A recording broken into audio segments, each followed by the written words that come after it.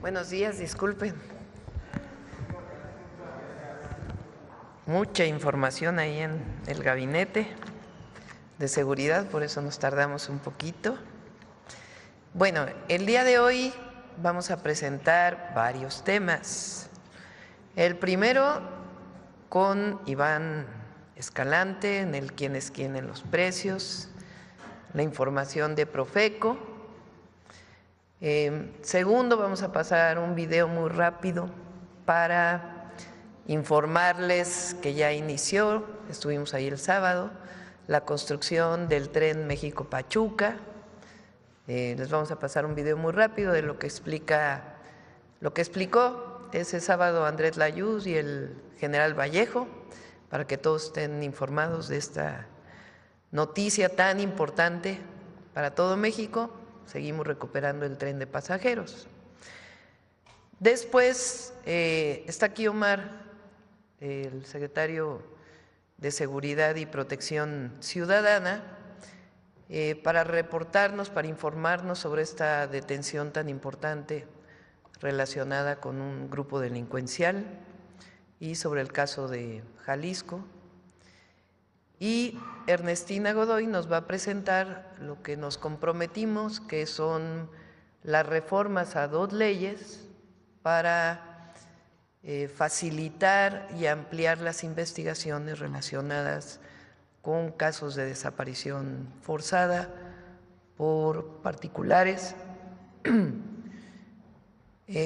tanto de las fiscalías, las comisiones de búsqueda, como la necesidad de fortalecer la identidad para poder avanzar en las investigaciones. Lo va a presentar Ernestina y luego pasamos a las preguntas y luego cerramos con Humanismo Mexicano. Entonces, muy rápidamente, Iván, por favor. Adelante. Muy buenos días a todas y a todos. Nos vamos rápido en el quién es quién en los precios. Estamos en el seguimiento a la Estrategia Nacional para promover la estabilización del precio de la gasolina. Prácticamente todos los días hemos estado monitoreando, hablando con las empresas y ya tenemos al corte del viernes 21 de marzo un 74.4% de las estaciones de servicio en cumplimiento. Y como nos comprometimos la semana pasada, adelante, aquí tenemos un análisis por marca del cumplimiento de este acuerdo. Aquí tenemos a la marca Hidrocina con el 100% de sus estaciones de servicio vendiendo gasolina regular por debajo de los 24 pesos. G500 y Rendy Chicas 96.6%. Todas las franquicias de Pemex en 86.7%, marcas varias, aquí englobamos muchas marcas más regionales o locales que tienen 1, 2, 3 gasolineras. Estas tenemos al 85.9%, Valero 83.6%, y a todas ellas, por estar arriba del 80%, les vamos a poner una palomita. Tenemos 3 marcas que todavía no están cumpliendo con este acuerdo y son marcas que lo firmaron. Si aquí encuentran otras marcas, quiere decir que no estuvieron adheridos a nuestra estrategia.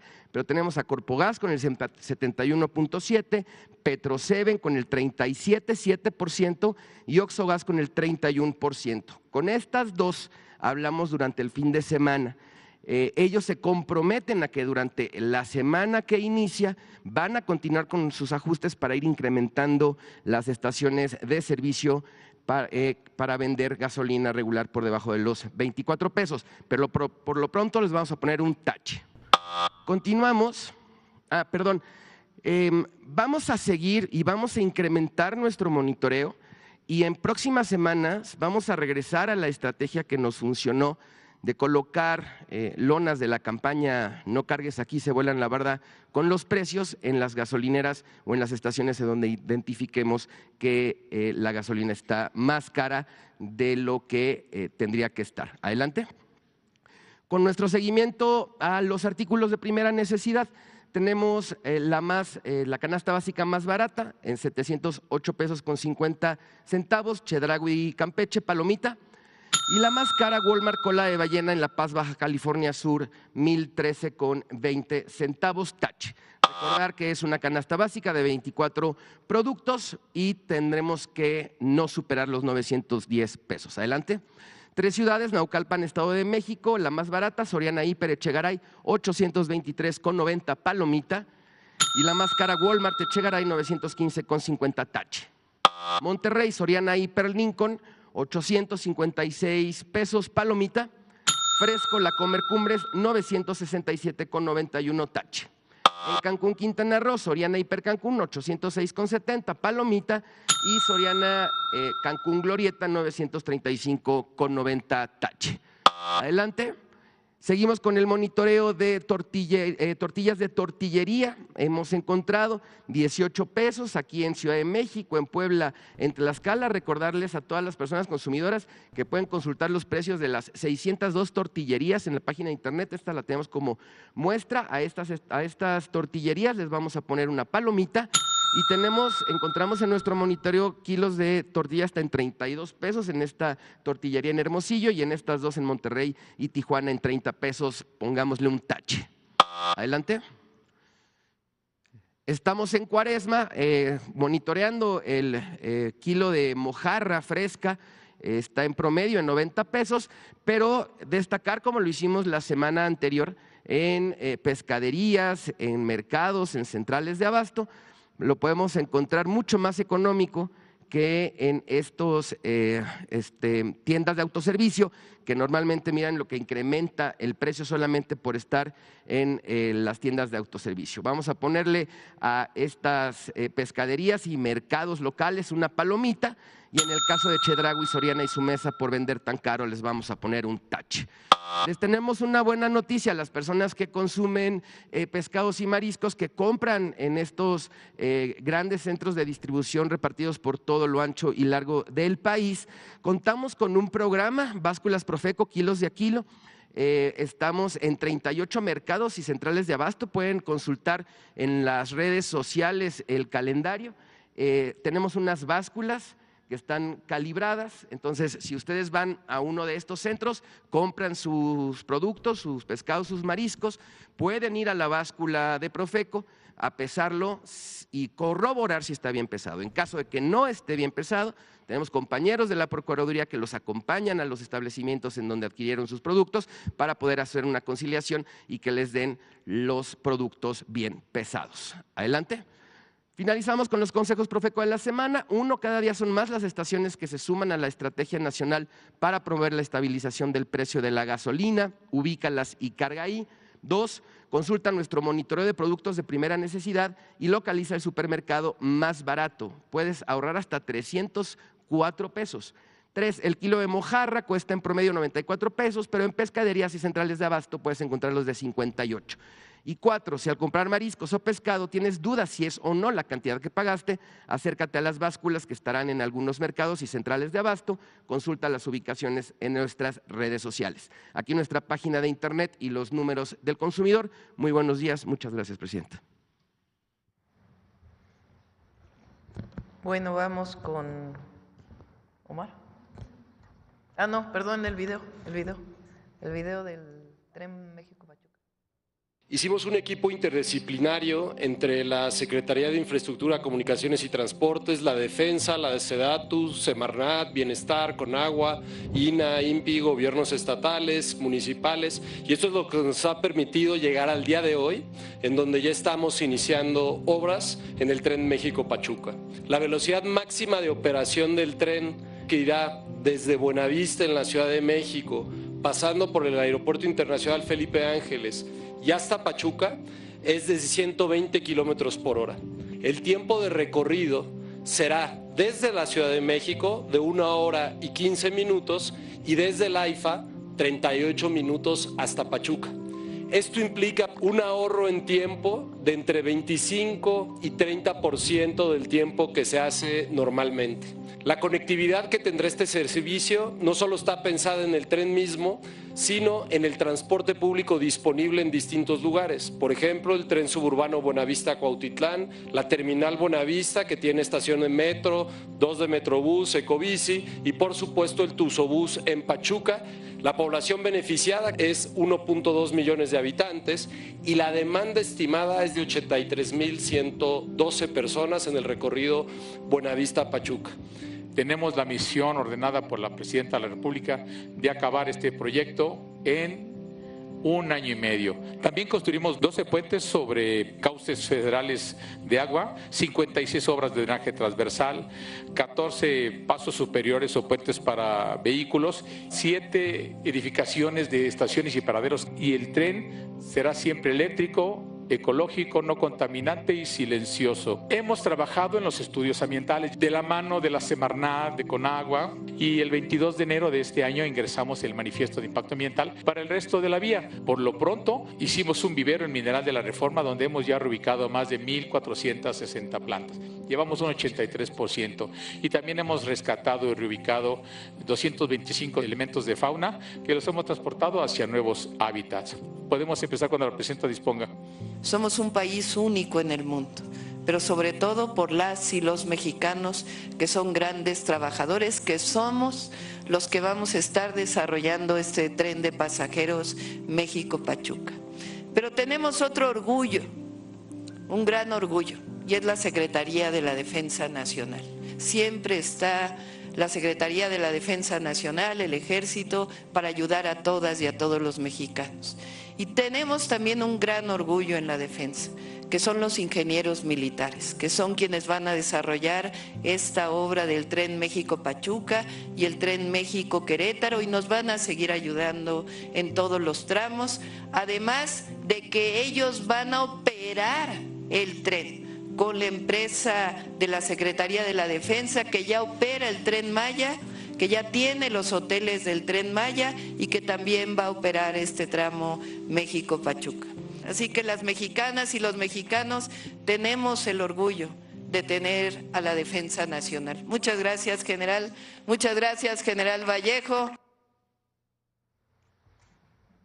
Bueno, ahí está. Inició esta semana, 1 año y medio, ya nos vamos a subir al tren México-Pachuca.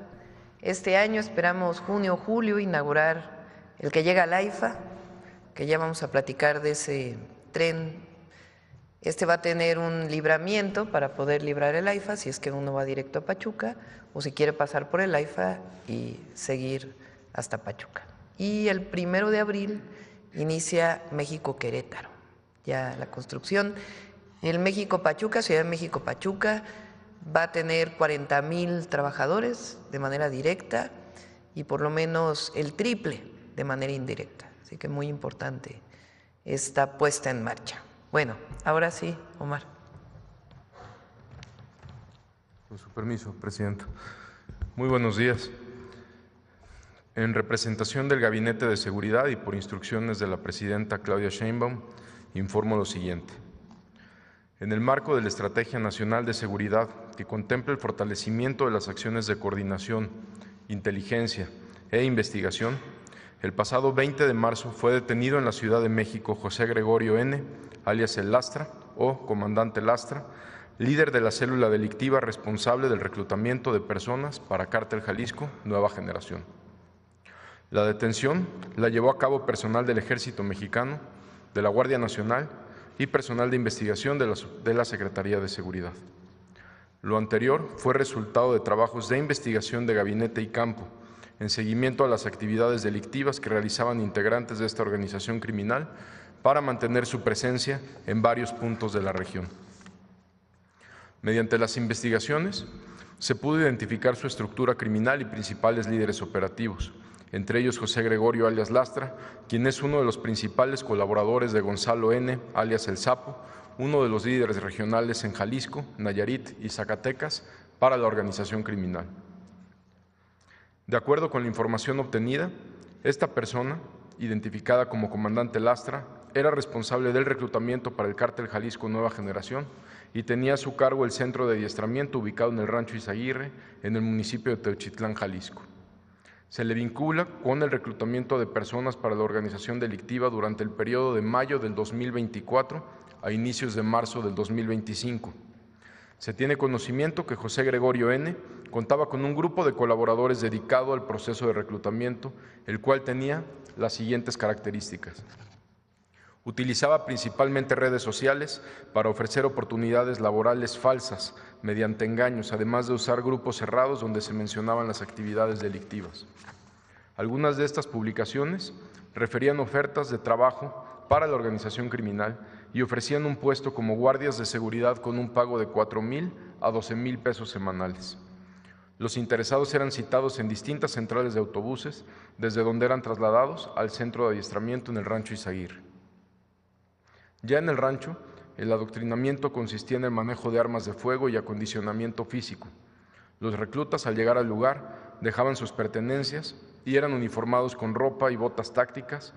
También les retiraban sus celulares. El entrenamiento tenía aproximadamente un mes de duración, tiempo en el que permanecían incomunicados. Dependiendo de las aptitudes, a los reclutas se les otorgaba un puesto dentro de la organización y asimismo eran asignados a distintas entidades para incrementar el estado de fuerza de la organización delictiva. De acuerdo con el testimonio del detenido, llegaron a privar de la vida a personas que se resistían a recibir el adiestramiento o bien intentaban escapar del lugar, así como golpearlos y someterlos a algún tipo de tortura. Los trabajos de inteligencia permitieron conocer que José Gregorio también es identificado como el autor intelectual de la privación ilegal de la libertad de 2 estudiantes universitarios en junio del 2024. Asimismo, se tiene conocimiento que el 10 de marzo del presente año se reunió con Gonzalo N. en Puerto Vallarta, Jalisco, donde recibió la orden de terminar las actividades de adiestramiento. Posteriormente se ocultó en el municipio de Tala, Jalisco, para finalmente trasladarse a la Ciudad de México y tratar de ocultarse en la capital. De esta manera, se desplegó un operativo encabezado por la Secretaría de la Defensa Nacional en las inmediaciones del kilómetro 15 de la autopista México-Toluca, en la alcaldía Coajimalpa, donde fue detenido en compañía de Abril N., de 43 años. Cabe mencionar que, derivado de los trabajos de análisis y seguimiento, el área de investigación y patrullaje cibernético de la Secretaría de Seguridad y Protección Ciudadana realizó la búsqueda y análisis de perfiles en redes sociales relacionado con el reclutamiento de personas para su incorporación a actividades de la delincuencia organizada, lo que permitió dar de baja 39 páginas de reclutamiento en diferentes plataformas. Esta revisión a distintas plataformas continúa, así como la solicitud de baja de muchas páginas más. De septiembre del 2024 a la fecha, han sido detenidas 49 personas relacionadas con las actividades de reclutamiento, destacando entre ellas a José Gregorio N., líder de estas operaciones. Estas acciones representan un avance significativo en el esclarecimiento de los acontecimientos ocurridos en el Rancho Izaguirre, en Teuchitlán, Jalisco. Esta detención aportará elementos esenciales en las investigaciones que desarrolla la Fiscalía General de la República. El Gabinete de Seguridad continuará con las investigaciones y las acciones operativas para detener a los responsables de estos hechos y llevar a la justicia a las víctimas y familias que han sido afectadas por estos grupos criminales. Muchas gracias.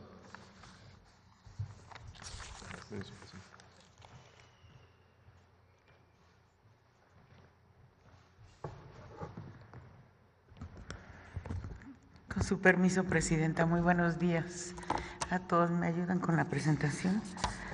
Bueno, como fue el compromiso de la Presidenta, estamos presentando las acciones que se estarán realizando y que están en las reformas a 2 leyes. Primero, comentarles cuáles son los objetivos. ¿Por qué? ¿Qué? Más bien, ¿qué? Es interconectar a México, crear un sistema que permita el intercambio de información en tiempo real entre autoridades, instituciones y particulares, hacer partícipes a la sociedad, que la ciudadanía que se integre al proceso de búsqueda mediante información o reportes oportunos, alertar a todo el país de forma rápida y precisa cuando se denuncia la desaparición de alguna persona, fortalecer a las fiscalías estatales para que la investigación sea más ágil y efectiva. ¿Por qué? Está respondiendo a la necesidad de contar con herramientas efectivas para la búsqueda y localización de personas desaparecidas y no localizadas. Evitar la dilación al iniciar la búsqueda, busca garantizar la atención inmediata ante cualquier denuncia. ¿Para qué? Para volver más eficiente aún la búsqueda de personas a través de herramientas tecnológicas, a través de la ciencia y la coordinación interinstitucional, y garantizar el derecho a la identidad y la protección del Estado usando la CURP de manera generalizada. Reformas legales a 2 leyes, a la Ley General de Población y a la Ley General de Desaparición Forzada de Personas, desaparición cometida por particulares y del Sistema Nacional de Búsqueda de Personas. ¿Cuáles son las principales acciones que se están previendo en estas reformas? Se crea la Plataforma Única de Identidad. Se incorpora la CURP como mecanismo de identidad oficial con fotografía y huellas dactilares con capacidad de consulta en tiempo real. Se establecen claramente obligaciones y sanciones para los servidores públicos que no cumplan con la generación, la actualización y la compartición de la información cuando se le pide. Se crea la Base Nacional de Carpetas de Investigación de Personas Desaparecidas y No Localizadas. Es obligatorio alimentar y actualizar el Banco Nacional de Datos Forenses. Está a cargo de la Fiscalía General y por parte de las fiscalías locales y tribunales la obligación de alimentar este banco. Se obliga a las fiscalías estatales a fortalecer sus capacidades para tareas de búsqueda e investigación. Se establecen a privados obligación para generar y compartir información útil para la búsqueda de personas, respetando la Ley de Datos Personales. Se fortalece la Comisión Nacional de Búsqueda y el registro. El registro se dividirá entre registros de fiscalías y otros orígenes. Se crea el Sistema Nacional de Alerta, Búsqueda y Localización de Personas. La Plataforma Única de Identidad es a partir de la clave única del registro de población de todas y todos los mexicanos y personas extranjeras que estén domiciliadas, no todas. Se transmitirán los datos asociados a cada CURP por parte de todas las autoridades que en sus funciones registren, accedan o recaben información para tareas de búsqueda. En el caso del INE, deberá permitir consultas en las tareas de investigación principalmente las autoridades del Gabinete de Seguridad. Todas las personas en México, desde su nacimiento, tendrán esta identidad, la CURP. Toda autoridad o privado estará obligado a reconocer la CURP como identificación oficial, sea física o digital. Esto cuando termine de integrarse la base de datos con fotografía y huellas dactilares. Todos los trámites y registros, administrativos realizados por personas físicas deberán requerir la CURP en los 3 niveles de gobierno. Se está poniendo de manera paulatina, ¿sí? Los registros administrativos que se tienen deberán habilitar los sistemas de consulta en tiempo real. La plataforma de identidad única será la herramienta para la generación de alertas, búsquedas en tiempo real y localización. El no cumplimiento de esto por parte de las autoridades será motivo de sanciones, en este caso serán administrativas. Obligaciones y sanciones para todas las autoridades que generen o resguarden información. Generar y usar sistemas de captura de toda la información necesaria. Son las obligaciones. Mantener actualizados los registros y o bases de datos. Habilitar consultas a dichos sistemas en tiempo real para que se conecten en la plataforma única de identidad. Esto incluye a las fiscalías, todas las comisiones de búsquedas INCIFO, CEMEFO, cementerios y crematorios, cualquier autoridad o institución que integren datos biométricos o identificativos de las personas. Las autoridades federales, estatales, municipales y los particulares que incumplan con esta obligación, también se prevén sanciones para ello. La Base Nacional de Carpetas de Investigación debe abrirse una carpeta de investigación de manera inmediata ante cualquier denuncia por desaparición sin dilación alguna, nada de 72 horas.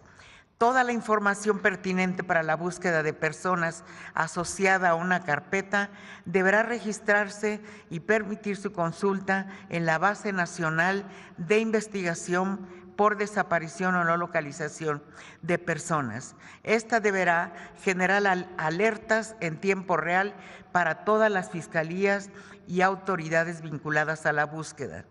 La publicación de las cifras de carpetas de investigación sobre las desapariciones y de las fiscalías estatales y la general serán realizadas cada mes por medio del sistema de seguridad pública.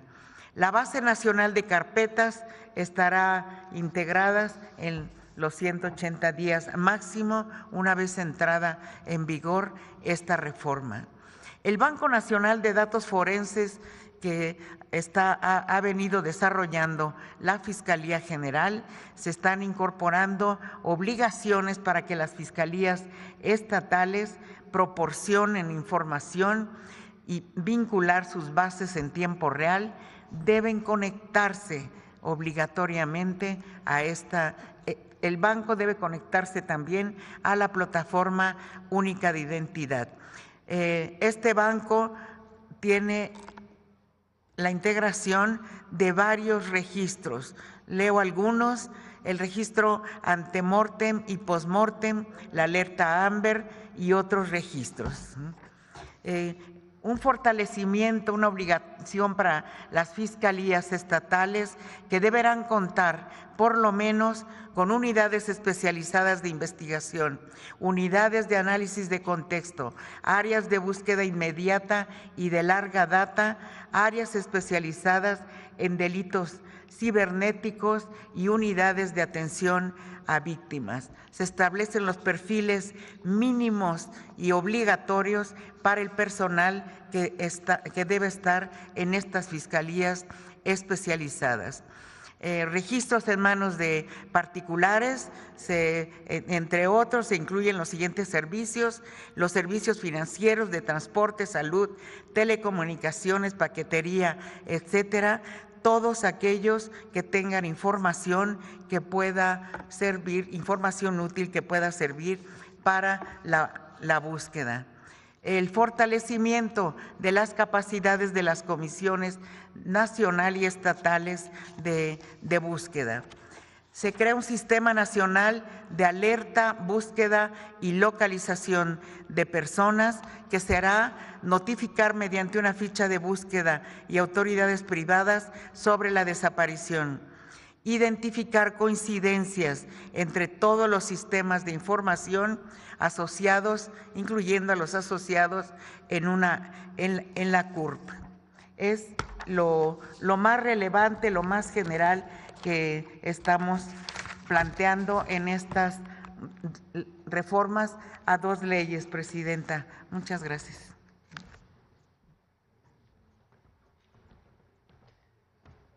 Bueno, ahora sí vamos a las preguntas. ¿Por dónde empezamos? A ver aquí.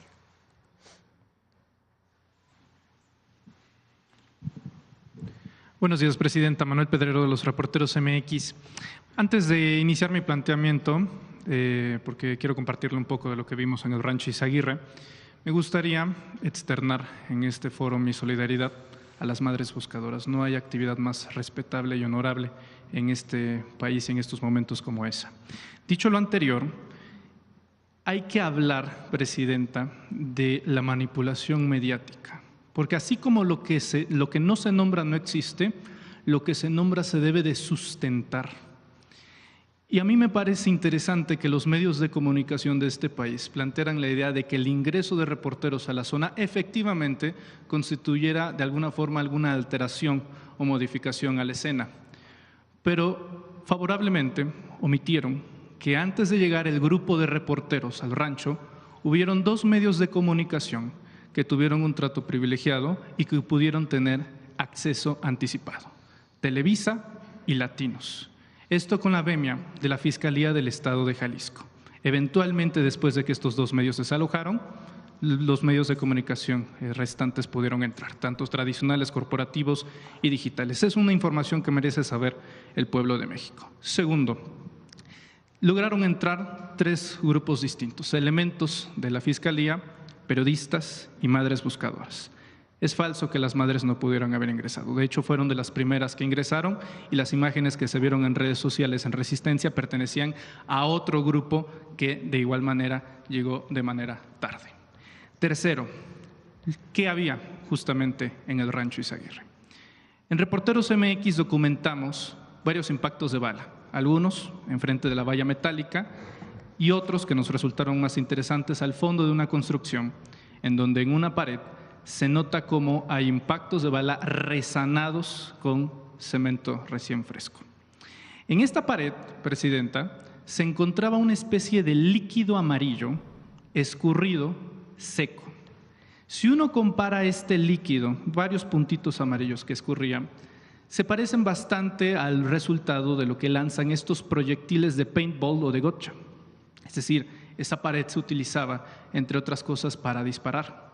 También en el rancho se encontraban neumáticos, obstáculos, agarraderas, entre otras cosas, para someter a quienes se encontraban ahí a un entrenamiento exhaustivo. También decir, Presidenta, que varios medios de comunicación se comportaron de manera brutal en la ética y en el rigor periodístico. Muchos de ellos aprovecharon la anarquía y el libertinaje del lugar para agarrar tierra y ponérselos en los pantalones, para asegurar que en la toma se viera como algunos reporteros y reporteras se veían sucios y darle más dramatismo a la imagen. Cuando se habla de un campo de exterminio y se viene con una idea preconcebida, entonces se vuelve un hecho incontrovertible decir lo contrario. El primer medio de comunicación que utilizó el término campo de exterminio fue el Reforma. Si uno analiza las declaraciones de las madres buscadoras a través de sus redes sociales con las primeras denuncias, ellas nunca utilizaron el término campo de exterminio. De modo que cuando se utiliza este término, Presidenta, y aquí valdría la pena abrir otro debate que pocas veces se toca, es la banalización del Holocausto. Utilizar el Holocausto, una de las mayores tragedias de la humanidad, para hacerlo en un contraste con fines políticos, no solamente es vil, es un recurso que últimamente se está utilizando más en México y usted lo sabe perfectamente bien porque fue víctima en una portada de la revista Siempre de esta banalización del nazismo.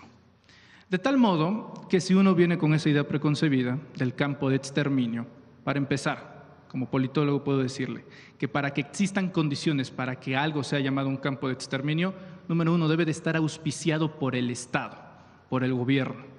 Así como las cámaras de gas de Hitler fueron financiadas con el régimen alemán y operadas por su gobierno, para ser llamado de esa manera debería de haberse utilizado recursos públicos, elementos públicos, ya sea del gobierno federal, estatal o local. De tal manera que de tratarse de un privado ilegal no es correcto ni ético llamarlo así. Presidenta, los medios de comunicación, ante la revelación que hace el día de hoy el secretario de Seguridad, Omar García Harfuch, estoy seguro que estarán bastante interesados ya en analizar lo visto el fin de semana con lo que se va a contrastar con la información que acaba de proporcionar el gobierno federal. Mi pregunta es, Presidenta, ¿cómo moralizar a los medios de comunicación? ¿Cómo separar de manera efectiva esta búsqueda legítima de ayudar a las madres buscadoras sin que se contamine con la podredumbre editorial que se siembra en los medios de comunicación? Gracias, Presidente.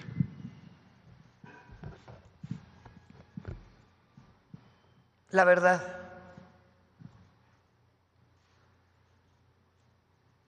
Me interesa mucho que quienes nos escuchan, quienes nos ven, oigan sus ¿Qué vieron ahí? Sus relatos. Tú estuviste ahí en el... ¿Por qué no, antes de hablar de... ¿Qué vieron ahí? ¿Por qué no nos vuelves a platicar? ¿Qué viste tú ahí, en este lugar? Desorden por parte de los protocolos. Nadie, absolutamente nadie tenía un liderazgo de algún elemento para poder guiarse. Habían banderines que decían evidencias no tocar y todo el mundo pasaba sin ningún tipo de problema. Un desaseo por parte de las autoridades a la hora del ingreso. Como le mencionaba justamente esta Pero en el construcción, lugar, ¿qué había en el lugar? no mucho. No se encontraron, por ejemplo, estas prendas y zapatos. Tengo entendido que por la adquisición de evidencia de parte de la Fiscalía, no había mucho, presidente. Estaba vacío. A ver, vamos a escuchar a más y ahora contestamos todas juntas, si les parece. Acá.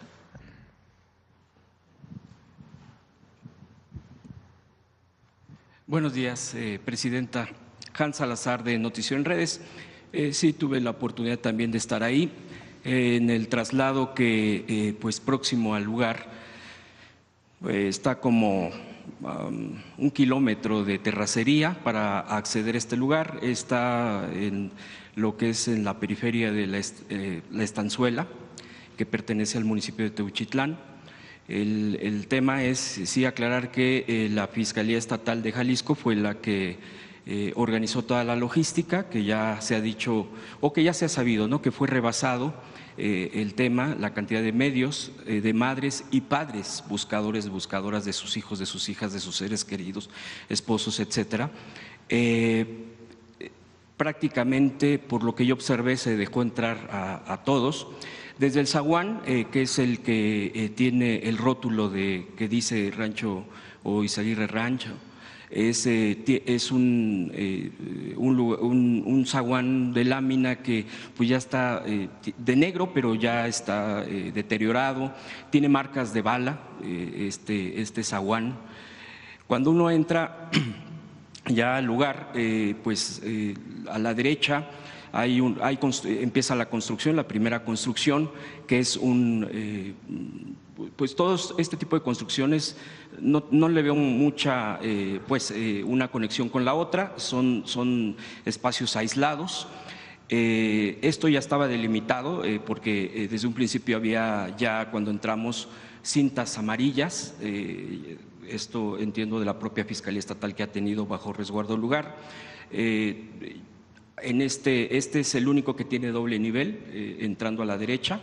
Este lugar donde también ya está, no había nada, no alcancé a ver que hubiese algo ahí. Todo esto, quiero aclarar, paréntesis, todo esto lo tengo grabado desde que entré hasta que salí. Tengo los videos, de hecho los he subido a las redes sociales sin edición, sin cortes, sin ningún tipo de poner algo más o menos de lo que se ve en el video. Más adelante, bueno, incluso vi que había por ahí 2, 3 gallos, gallinas perdidos por ahí.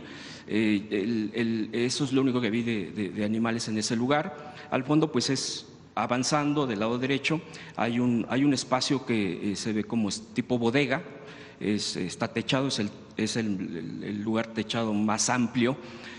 Había cintas también ahí, entiendo yo, para no acceder, pero ya había una cantidad importante de medios y de madres y padres buscadoras, aproximadamente unos 40, 50, qué sé yo, más o menos.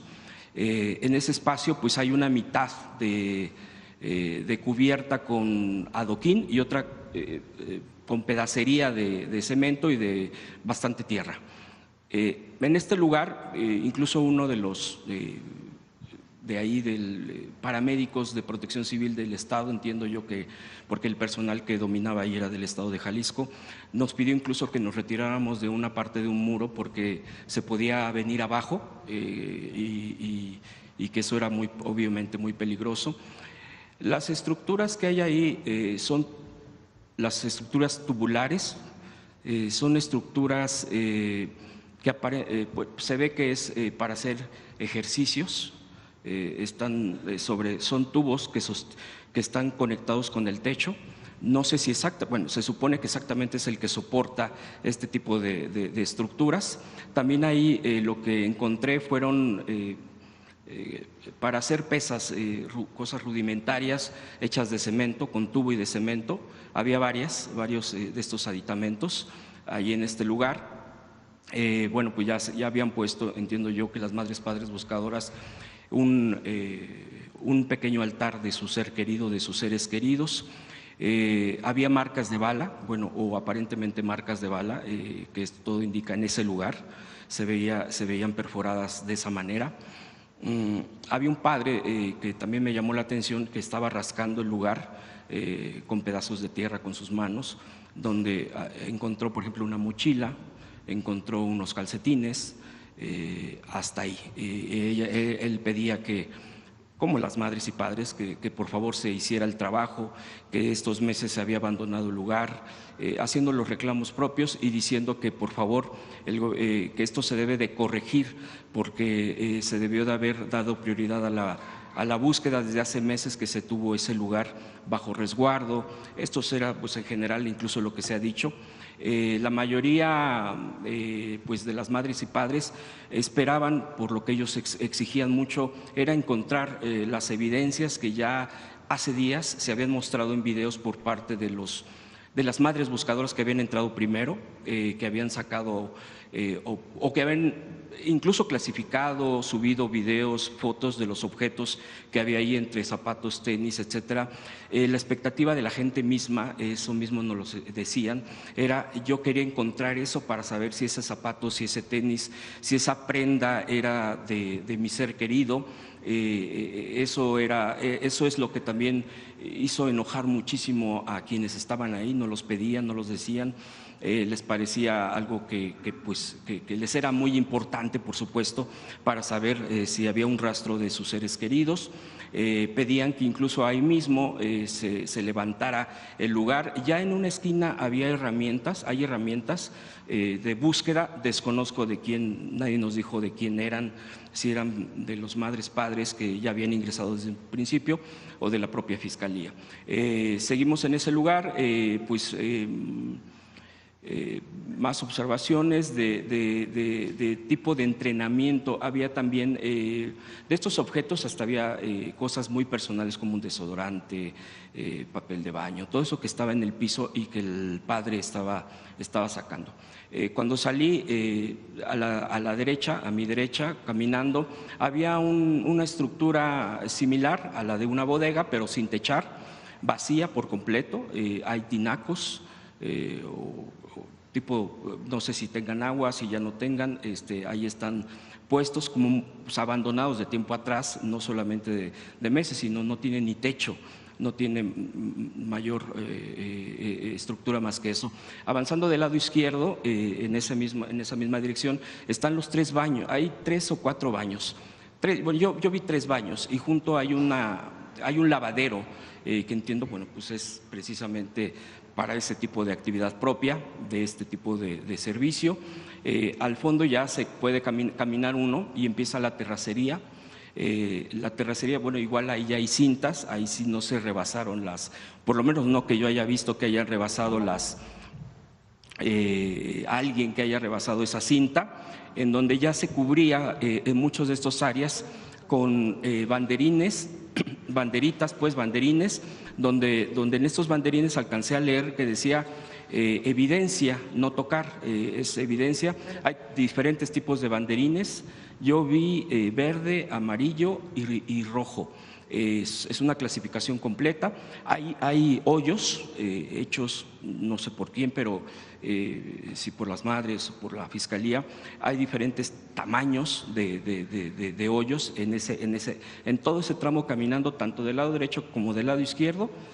Hay hoyos. Hay una parte que me llamó la atención, que es un cuadrado bastante amplio, no sé, de 2 por 2, 2,5 por 2,5, donde me llamó la atención porque está bien delimitado, pero se ve que lo taparon. No sé si antes ahí ya se había abierto o no. Hay comentarios que dicen que sí estaba abierto, así lo encontramos tapado. Siguiendo caminando, del lado izquierdo está precisamente estas áreas de entrenamiento, bueno, de que se ve que hubo entrenamiento ahí, de troncos en el piso, estructuras para entrenar aparentemente pecho-tierra de quienes estuvieron ahí, alambres, todo esto para este tipo de entrenamiento, de ejercicio. Más adelante están a unos metros las llantas blancas, que son igual, se ve que es parte de una ruta de entrenamiento, y más adelante hay una estructura tubular que, bueno, como a la distancia estábamos viendo o estaba yo viendo, se veía que podía ser un tipo pasamano, como o tubos para poder entrenar como tipo pasamanos, como hay en los parques. Pues esa es la estructura que yo alcancé a ver, probablemente sea eso, eso es del lado izquierdo. Más adelante hay una estructura tipo estanque, un estanque con un islote, digámoslo así, una palmera. Hay palmeras del lado izquierdo y del lado derecho, 4 o 5, y en ese digamos, islote, en ese estanque, estructura de piedra, está vacío. Eso es lo que aparenta que es un estanque, o fue un estanque, o querían que fuera un estanque. Adelante del lado derecho, pues ya estaba unos cuartos. El primero me llama la atención, que tiene barras en las orillas, bueno, estructuras como de una cocina o de algo similar. Está en las orillas, hay cemento, como en una cocina donde se ponen trastes y todo esto. No tenía nada, estaba completamente vacío, y obviamente es a la distancia que podíamos estar, no podíamos asomarnos más que en esa cinta que he mencionado.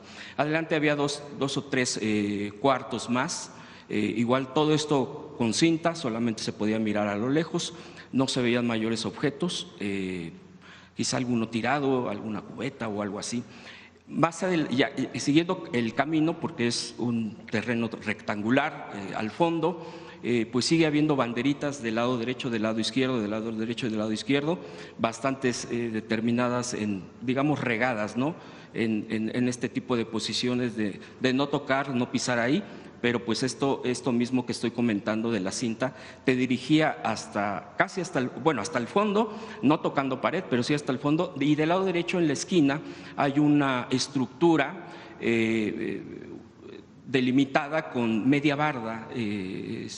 Media barda, un cuadrado donde hay tubos y láminas.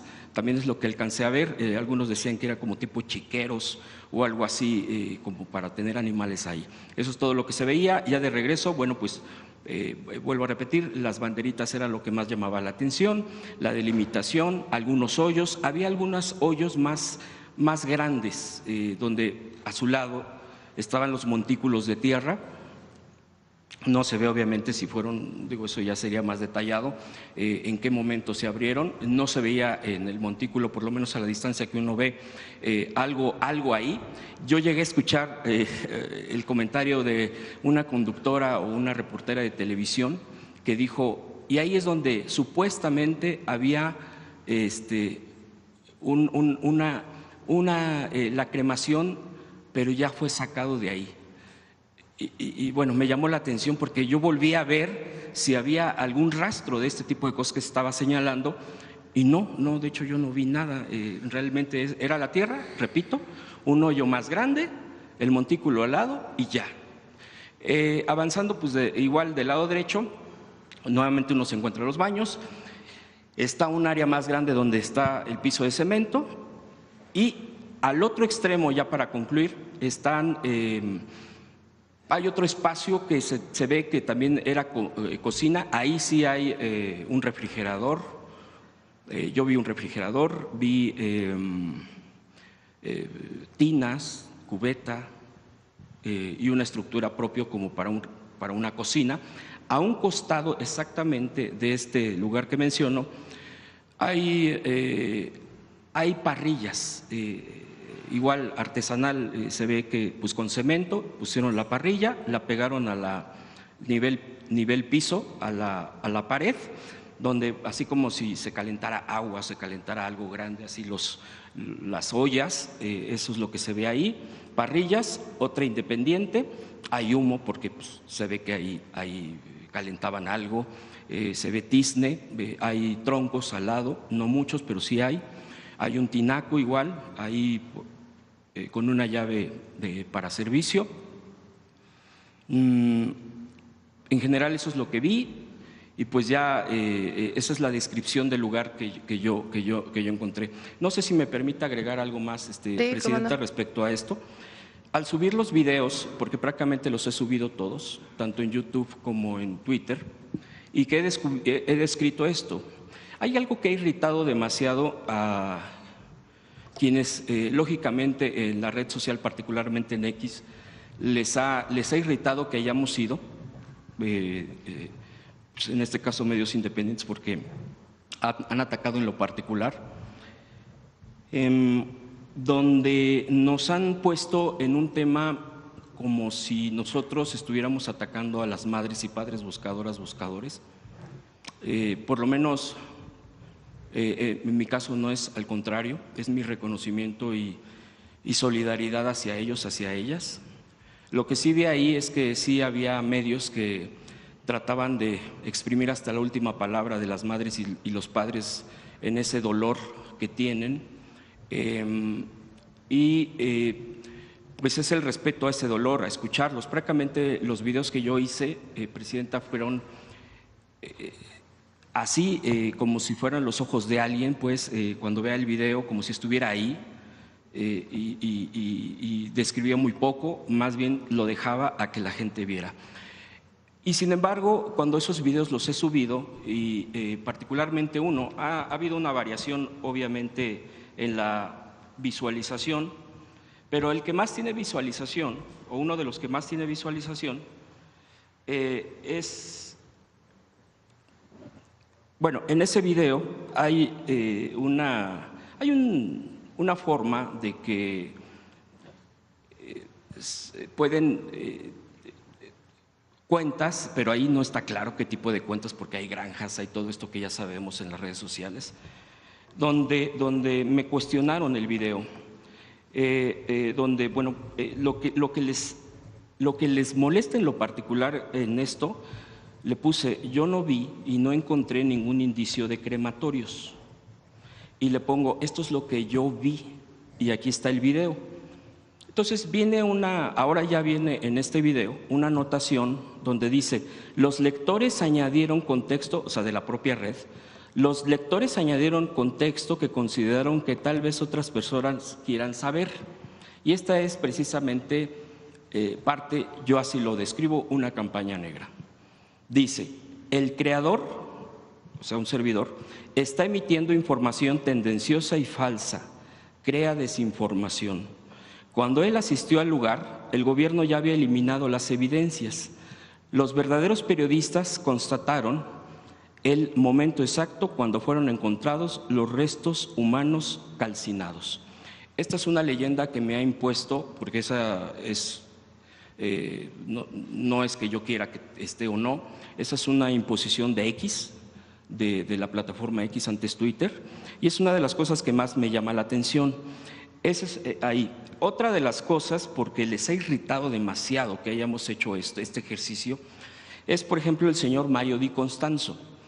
Y si lo menciono con su nombre y todo, que yo evito mucho porque sabemos también, bueno, yo sé toda la situación en la que estamos inmersos, el señor afirma por completo que a mí me pagó y que me mandó Jesús Ramírez Cuevas. Así lo pone, tal cual, ahí está el tuit, que a mí me pagó la ida con tal de obedecer un libreto, obedecer una línea. Entonces, esto aprovecho para que, obviamente, decirlo, a mí nadie me pagó el viaje más que mi medio de comunicación. Obviamente están las pruebas para ello, solamente quiero aclararlo, yo fui por mi propia cuenta. Yo llamé a la Fiscalía para poder registrarme, yo llegué al lugar por mi propio pie y eso yo quisiera aclararlo. Ahora bien, también aquí hay que mencionar y quiero, híjoles, otra de las cosas que también evito mucho caer en este tipo de cosas, de aclarar hasta dar los nombres, pero uno de los que ataca directamente y que pone mi nombre es el señor Raimundo Riva Palacio, que es obviamente, y se ha demostrado, es un propagador de mentiras y de ataques y de basura en el periodismo. Y lo digo tal cual porque están las pruebas, siempre ha sido desmentido de lo que miente. Y en El Financiero, que es el periódico, la plataforma donde él escribe, dice lo siguiente: Ramírez Cuevas envió a varios de sus influencers a sueldo al rancho para reforzar su plan. Max Kaiser, un académico experto en temas de corrupción que se define en X como un provocador profesional ciudadano, identificó a 2 de ellos en el rancho, Juncal Solano y Hans Salazar, como puntas de lanza de la estrategia para negar que hubiera un campo de exterminio. Tal cual. Esto lo publicó, entiendo, el día de hoy el señor Riva Palacio. Obviamente miente, como ya está acostumbrado él a mentir. Hay una campaña así de negra también, ahora porque fuimos, ahora porque estuvimos ahí y ahora porque publicamos estos videos y ahora porque hago esta descripción. Seguramente se van a enojar más, no importa, pues, o sea, eso es lo de menos, pero es una campaña también muy difamatoria, lo dejo en claro. Yo pagué mis propios, pues a lo que fui, mis propios viáticos. Obviamente hay forma de demostrar, pero bueno, quien acusa en todo caso es el que tiene que decir por qué dice que a mí me pagaron tal o cual persona. Entonces, si digo nombre y apellido, Presidenta, es porque así lo están publicando, así lo están señalando, y bueno, pues eso sería cuanto lo que yo pudiera dar como mi testimonio de lo que yo asistí y observé en el lugar. Gracias. Gracias. A ver, vamos desglosando, porque si no, para quienes nos escuchan, para todas y para todos. Número 1, nosotros tenemos la responsabilidad como gobierno de atender el problema de la desaparición.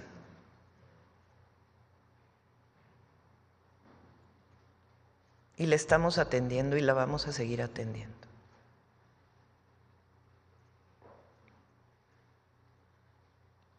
Vamos a dar toda la información, probablemente en el día del cierre del gabinete de marzo, del número de personas desaparecidas de acuerdo a los datos que hay, a la información que hay de la Comisión Nacional de Búsqueda, cuál es la fuente de esa información,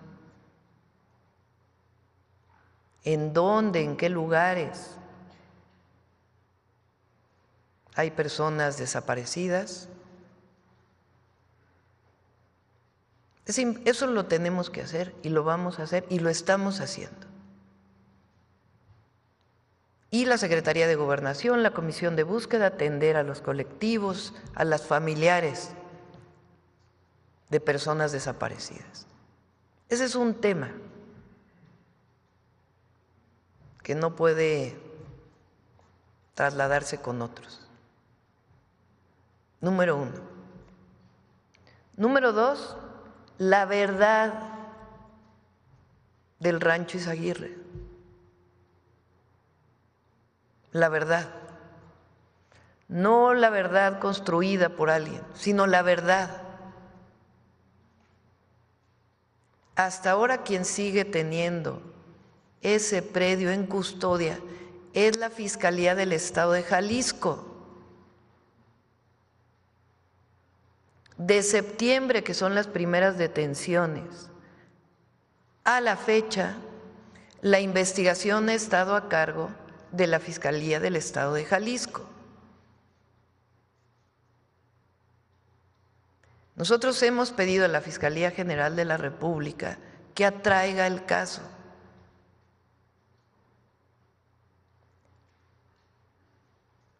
Y es necesario, para traer el caso ya,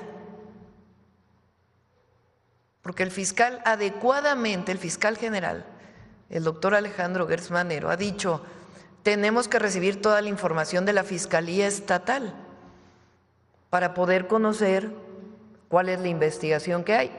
Hasta ahora, lo dijo el miércoles pasado, pues hay muchos problemas con esa investigación, pero se necesita que la Fiscalía General tome el predio y haga las investigaciones.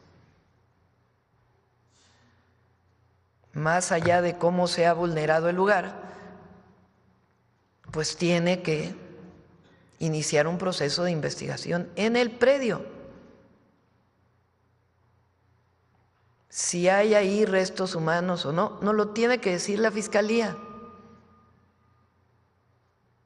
Si los testimonios que salieron en uno de los medios de los grupos criminales, en Milenio particularmente, ¿son verdad o no?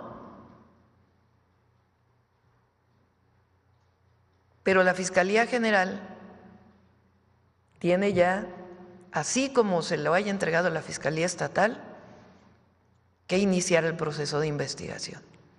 Y entiendo que la Fiscalía General de la República está en esto.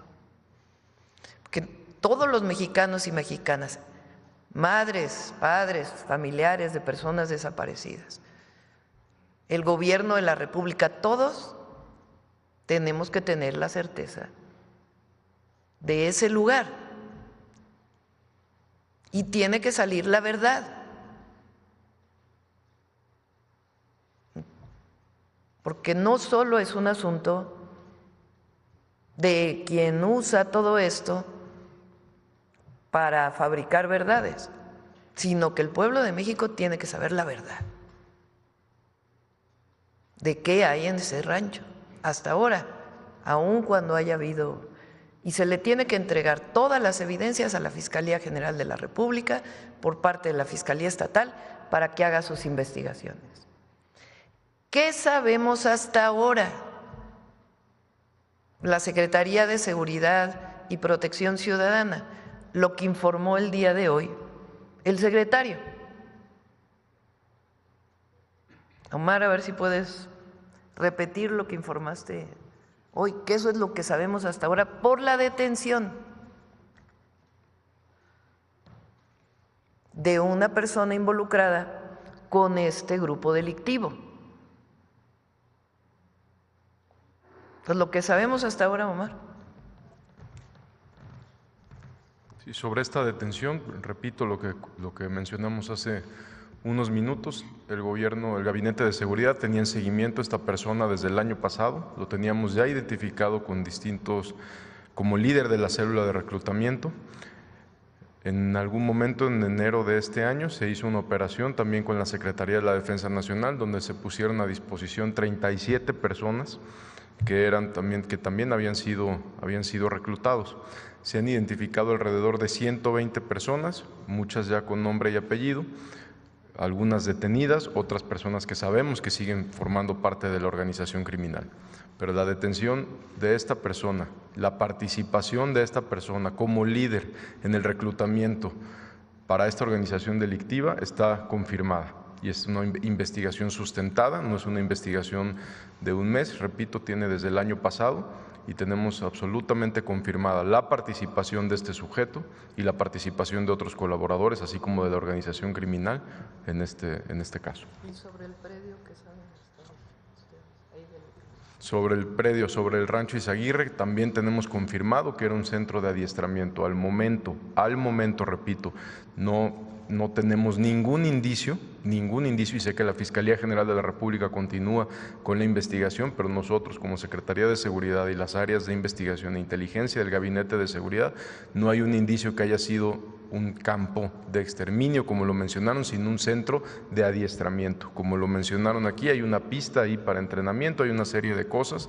y teníamos confirmado que ese y otro punto que también fue asegurado eran lugares para adiestrar a sujetos que querían enlistar en la organización delictiva. Ahora, ¿hay ahí personas fallecidas? No sabemos. Nosotros no tenemos conocimiento de cuántas personas. Sí. Y le pregunto a Omar, sí, la pregunta es, si hay restos humanos en el predio. Omar. La Fiscalía General de la República va a determinar exactamente si hay restos. Nosotros no lo tenemos confirmado, lo que sí es en la primera operación que hizo la Secretaría de la Defensa Nacional, junto con la Guardia Nacional, que había un cuerpo y donde se detuvieron a 10 personas. Entonces, gracias, Omar. Para seguir con lo que sabemos, y necesitamos saber más, y para ello la Fiscalía General de la República tiene ya que asumir toda la responsabilidad, espérame un momentito, toda la responsabilidad de la investigación. Hasta ahora, por la detención de esta persona, se sabe que esta persona estaba encargada de reclutar personas a través de páginas. ¿Cuántas páginas bajaron? 39 páginas fueron bajadas y se va a continuar. Obviamente, la Fiscalía, ya a cargo de esta investigación, también tiene que decirnos más. Esa es la información que tenemos, la información que hasta ahora hay de este detenido por parte de la Secretaría de Seguridad y Protección Ciudadana. Mañana, en el informe del Gabinete de Seguridad, va a venir el fiscal, se le puede preguntar si conoce más y cómo está la investigación por parte de la Fiscalía General de la República. Pero tiene que conocerse a partir de investigación científica, siempre pongo esto, porque los datos de las fiscalías hoy tienen manera de saber en una investigación profunda de la ropa que se encontró y de la revisión del predio, si hay algo de lo que alguno de los testimonios que salieron en un medio así ocurrió o no. Entonces, repito, número uno, la responsabilidad de atender el problema de la desaparición. Y esta detención va a dar mucha información sobre ello. Pero al mismo tiempo, clarificar cuántos desaparecidos hay, cuál es la fuente de información de esas bases de datos que tiene la Comisión Nacional de Búsqueda y poder dar esa información, mantener la búsqueda desde las fiscalías y desde las comisiones de búsqueda y fortalecer esa investigación. Y siempre hablar claro y con la verdad. Segundo, la información sobre ese rancho. La verdad. Aquí nadie va a ocultar nada. La verdad. La que viene tanto de la persona detenida como del trabajo que tiene que realizar la Fiscalía General de la República. Y si hay autoridades involucradas, que se haga la investigación a fondo. Repito, hasta ahora, quien sigue teniendo el control de ese predio es la Fiscalía Estatal de Jalisco. Por eso es importante que la Fiscalía General de la República ya tome, desde mi perspectiva, obviamente esto tiene sus propias normatividades, la investigación profunda de este caso. 3. ¿Qué debe hacerse para prevenir la desaparición y para buscar a las personas? Y por eso lo que estamos planteando el día de hoy, que presentó Ernestina. No hay una sola base, por distintas razones, una sola base de datos de identidad en nuestro país. Y nosotros tenemos poco a poco que ir hacia ello. Es importante. A veces son temas difíciles pero es importante avanzar hacia ello. La CURP, que ya es el número, la identidad que tenemos todos, tiene que seguirse fortaleciendo. No es de un mes a otro, pero tiene que seguirse fortaleciendo. ¿Qué estamos planteando con estas leyes? que en el caso de la investigación relacionada con delitos de alto impacto, como la desaparición, estén todas las bases de datos disponibles para la búsqueda. Ahora hay que pedir permiso. A ver, la base de datos de registros civiles, esa ya más o menos está concentrada. Eso se hizo durante el gobierno del presidente López Obrador, muy importante. La base de datos de vacunación, nadie dice que sea abierta al público, pues son datos personales. Pero si hay una fiscalía que está buscando una persona, pues tienen que estar disponibles esas bases de datos para la fiscalía, para poder saber si la persona, después del reporte de desaparición, tiene algún reconocimiento en alguna base de datos. Se vacunó del COVID,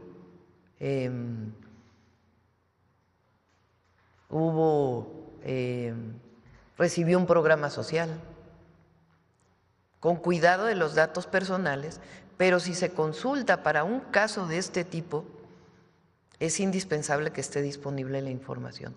Repito, para las instituciones de seguridad y de justicia.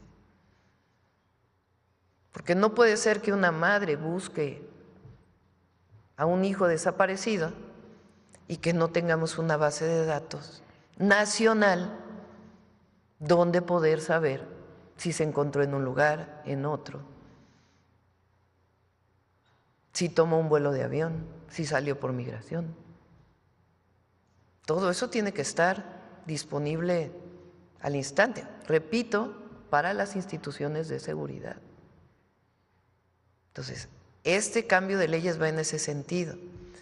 Si lamentablemente una persona falleció y no tenía su identificación y va a un destino de una fosa común, pues esa información tiene que tenerse en una sola base de datos nacional de identidad. Hasta ahora sí existe en la ley, pero no existe tal cual como la base. Entonces estamos poniendo todo para que tengamos esas bases de datos de identidad que nos permitan atender este y otros fenómenos vinculados con la delincuencia. Entonces, por eso son estas leyes que tienen que ver, repito, con fortalecer la búsqueda. Y la otra, si una persona se reporta como desaparecida, alerta inmediata en todo el país. Eso no existe ahora. Si tomó un vuelo, si tomó un transporte foráneo, pues es indispensable, porque si no, no estamos atendiendo de fondo el problema. Ese es el tercero. Ya el cuarto, pues es la actuación de los medios, o de algunos medios.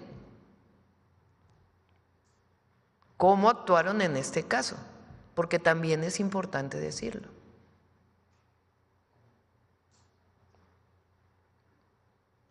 Y ya la última, pues es la oposición y los adversarios políticos, que usan esto de una manera muy hipócrita, porque primero debían hacerse una autocrítica. Entonces, de nosotros, que sepa el pueblo de México que va a conocer la verdad. Ustedes que estuvieron en el rancho vieron y reportaron, y qué bueno. Ahorita vamos a escuchar a otros compañeros que también estuvieron ahí. Pero tiene que hacerse una investigación profunda. Y siempre decir la verdad y atender esta situación. Y ya, cuando vayamos avanzando, entonces sí, ¿qué dijo quién? ¿Cómo lo dijeron? ¿Por qué lo dijeron?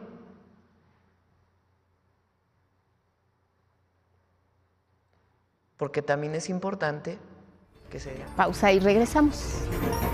Más información en 11 Noticias desde Palacio Nacional. Este gran sistema, esta maquinaria que tuvieron los nazis pues en estos sitios donde había cámaras de gas, donde había hornos gigantes, donde entraban las personas y donde se les mataba incluso por cuestiones étnicas. Yo creo que eso hay que remarcarlo, que no había. No había tampoco, por ejemplo, esta especie de hornos como de ladrillo, donde se meten los ladrillos y ahí se hacen, que a lo mejor se han detectado en otros lugares, algo así, pero ahí no había esto. Y lo que sí también quiero recalcar, como dice usted, pues es que la Fiscalía General de la República es necesario que entre a este lugar, que haga todos los peritajes correspondientes, que ponga en marcha estos georradares que se pueden desplegar por toda la zona, no solo en el rancho, sino también en sus alrededores, porque hay mucha pues preocupación por las madres y los padres buscadores de que en estas zonas aledañas también haya, que quede claro todo lo que hay debajo de la tierra, porque eso nosotros no lo podemos saber, porque no somos peritos, no somos antropólogos forenses. Creo que es importante que sea la Fiscalía la que vaya a la zona y nos diga qué hay debajo también de la tierra, porque para que no caigamos en malas interpretaciones, pues puede haber ahí también restos humanos, pero a lo mejor no en las cantidades como se ha dicho. No lo sabemos, eso solo la Fiscalía General de la República lo va a saber. Y yo quería intervenir también porque hay un oficio muy importante que el pueblo de México tiene que conocer y que respalda lo que nos acaba usted de decir, que la Fiscalía General de la República no tiene el control de este rancho. O sea, yo tengo aquí el oficio de la Fiscalía del Estado de Jalisco con número FE.03.01.493.2025.D.L y que tiene como asunto que se propone la facultad de atracción y está dirigido al fiscal federal del Estado de Jalisco, de la Fiscalía General de la República. Este documento se elaboró precisamente cuando nosotros estábamos al interior ya del rancho. O sea, cuando nosotros, si bien es cierto que hubo personal de la Fiscalía General de la República que nos llevó o nos acompañó en los camiones, en realidad los que tenían el control del rancho cuando entramos era la Fiscalía del Estado de Jalisco, y este documento que tenemos en la página de Polemón pues lo comprueba su dicho, de que incluso la hora en que se recibe, como pasa mucho en estos lugares, que hay como un sellito, y dice que a la 1:25 se recibió, 13:25 horas se recibió el documento, por lo que, pues para que muchos periodistas de estos corporativos dejen de mentir, la Fiscalía General de la República, ni siquiera cuando nosotros entramos, tenía el control del predio. Entonces yo creo que pues es importante decirlo, y pues también el hecho, como han dicho mis compañeros, pues de que había muchas madres buscadoras llorando, muy tristes, había mucho dolor, hay mucho dolor, pues es un lugar de mucho dolor. Yo lo que veía y lo que también narré es que cuando uno va a este sitio y ve un montón de banderines verdes, rojos, amarillos desplegados, con el viento que están incluso volando y que puede haber evidencia de que algo hay ahí, pues es muy triste, porque quiere decir que la guerra contra Calderón pues sigue causando mucho dolor.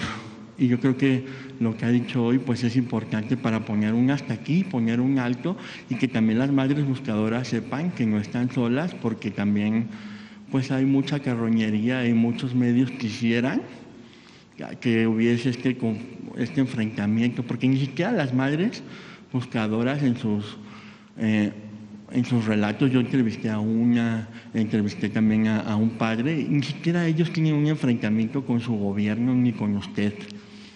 O sea, estaban más indignados por el hecho de que la Fiscalía de Jalisco abrió el rancho y no hubo ni una sola persona, no estuvo ni siquiera el fiscal de Jalisco para decirle a las madres buscadoras y a los medios que era lo que estábamos viendo ahí.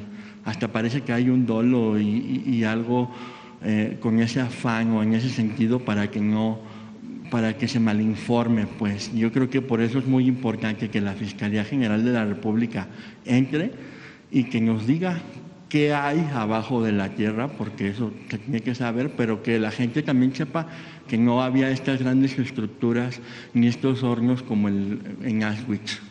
Esa sería mi acotación y pues aquí estamos. Muy bien.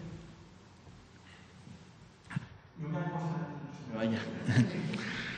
Hay una alcaldesa, bueno, la alcaldesa de Tlaquepaque desde que llegó, Laura Imelda Pérez, que también tenía pues un recorrido anterior como legisladora, justo detectó que en la central camionera de Tlaquepaque, en Jalisco, pues era un lugar donde llegaban estos jóvenes que reclutaba el narcotráfico, y desde que llegó ella pues implementó operativos para detectar a jóvenes que pudieran haber sido enganchados, y ahora presentó una iniciativa en la Cámara de Diputados para justamente obligar a las centrales camioneras, no solo de Jalisco, sino del país, a que se les exija, por ejemplo, a todos los que viajan, el INE para precisamente… Es justamente lo que estamos planteando en la ley. Ajá, que justo se sepa,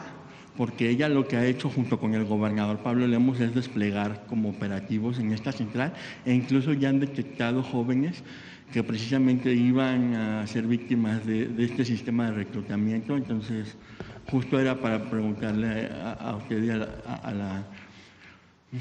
a Ernestina Godoy si estaba también contemplado esto, Sí, ¿no? está contemplado, por eso se incluye a particulares, no solamente las instancias de gobierno, sino a particulares en esta alerta obligatoria de búsqueda.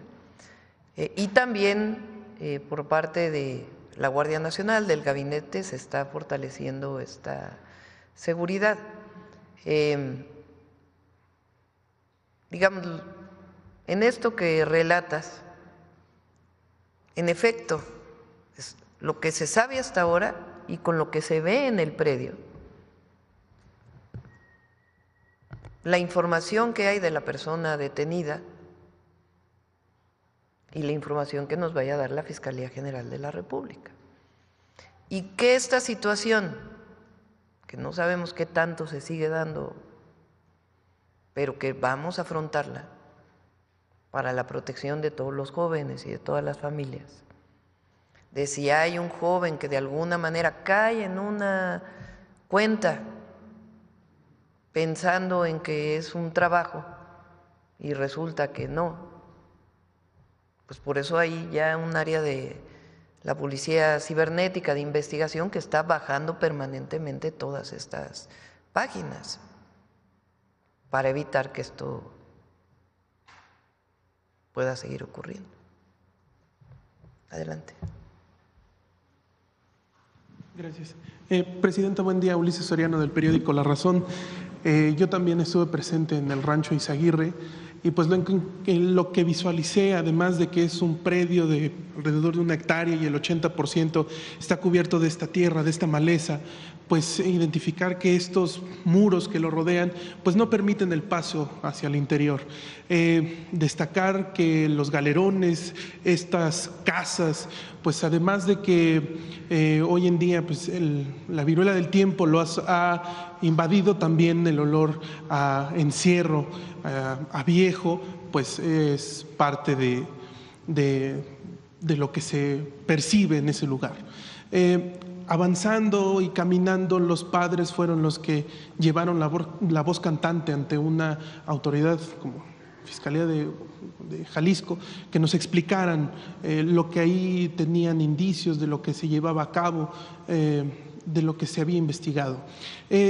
Y bueno, pues en nuestro recorrido no identificamos algún punto en el que hubiera habido algún fuego, en el que se hubiera detectado algún signo de calcinamiento, que hubiera algún horno algún crematorio. No lo logramos identificar, pero como usted lo dice, como el fiscal, como el secretario Omar García Harfuch lo han dicho, hay que esperar a las indagatorias que se lleven a cabo en el Rancho Izaguirre y que se tengan todas las investigaciones para determinar un reporte final de lo que pasó ahí.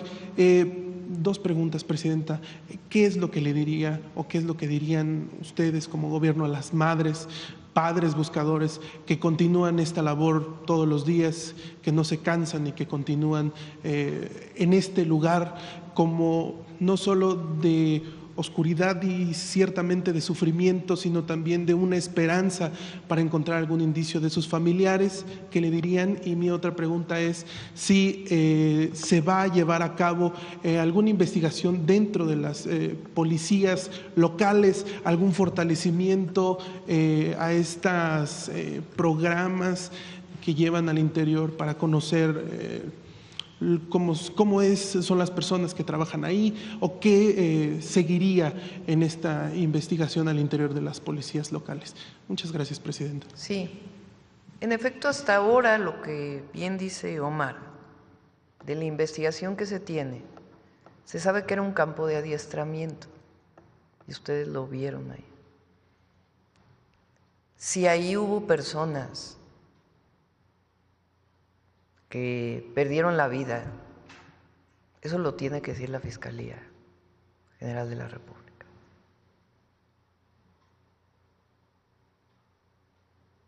Y ya después vamos con los medios y su construcción de cómo lo hicieron. Ahora, a los familiares es lo que estamos haciendo. Yo siempre he dicho, y lo tengo como un sello en toda mi vida, y particularmente como servidora pública, nosotros siempre vamos a estar del lado de las víctimas y de la justicia, siempre.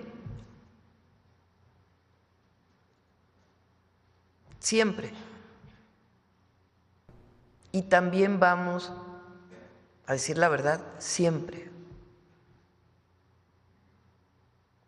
También pedimos que quien haga su investigación, y si no la hizo, y si hay alguien involucrado, que se sancione.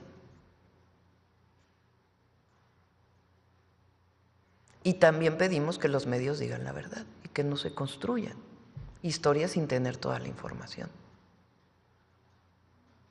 Esa siempre ha sido nuestra actuación toda mi vida. Como presidenta, pues no voy a faltar a eso, jamás.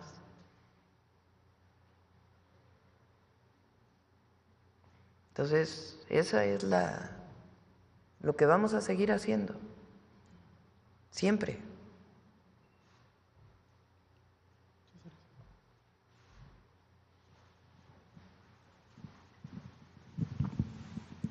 Presidenta, buenos días. Mayeli Mariscal, Heraldo Media Group. Soy corresponsal en Jalisco, precisamente de Heraldo Media Group. Hemos estado dando seguimiento a múltiples hallazgos que encuentran diferentes colectivos en todo el estado. Estos no paran, y sobre todo también una denuncia importante y reiterada por parte de los colectivos es que no se resguardan los predios. En esta visita que efectivamente, como lo mencionaron, las familias hicieron un circo del dolor, un circo del horror. Ya lo han reiterado mis colegas, en el sentido de que no había crematorios, al menos visibles. Sin embargo, también las familias lo que han estado insistiendo es que eran una especie de hoyos en donde se abrían, incineraban y cerraban. Una vez que la Fiscalía General de la República atraiga esta investigación y esté con labores de campo, ustedes van a buscar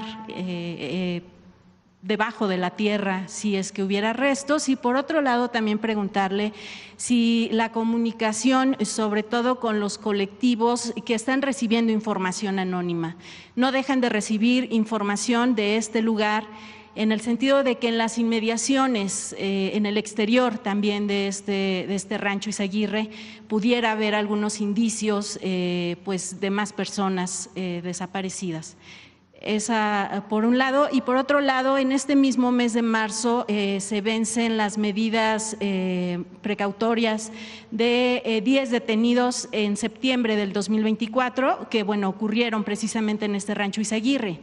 Están en proceso todavía de integrar esta carpeta de investigación, pero al vencerse precisamente en este mes de marzo y una vez que atraiga la Fiscalía, supongo que también van a pues hacer que precisamente esas personas no salgan de prisión sin antes deslindar responsabilidades. Sí. Gracias. Ya está la Secretaría de Seguridad, pues la detención que se hizo es muy importante, muy relevante.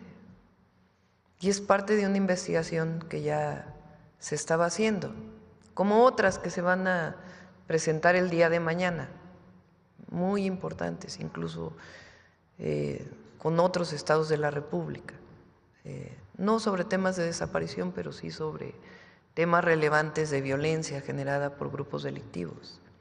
Entonces nosotros estamos haciendo nuestro trabajo. Tan es así que están disminuyendo los homicidios en el país. Y vamos a hacer nuestro trabajo siempre. La Secretaría, la coordinación con la Fiscalía y todo lo que tengamos que hacer. Y ahora esperamos que con un nuevo Poder Judicial también haya más justicia. Sobre el tema del rancho y lo que queremos es justamente que inicie esta búsqueda ahí mismo en el rancho, porque no sabemos qué hizo la Fiscalía Estatal. Si participa la Comisión Nacional de Búsqueda o no, ya lo verán con la Fiscalía General de la República. Pero no puede quedarse las cosas así con la información que ha dado la Fiscalía Estatal. Por lo que dicen los familiares, o por lo que dice, que no sabemos qué tan cierto sea, lo que han salido en algunos medios. Por eso queremos que haya una búsqueda en el predio y en otros lugares, pero particularmente en el predio, científica, con todas las herramientas tecnológicas disponibles,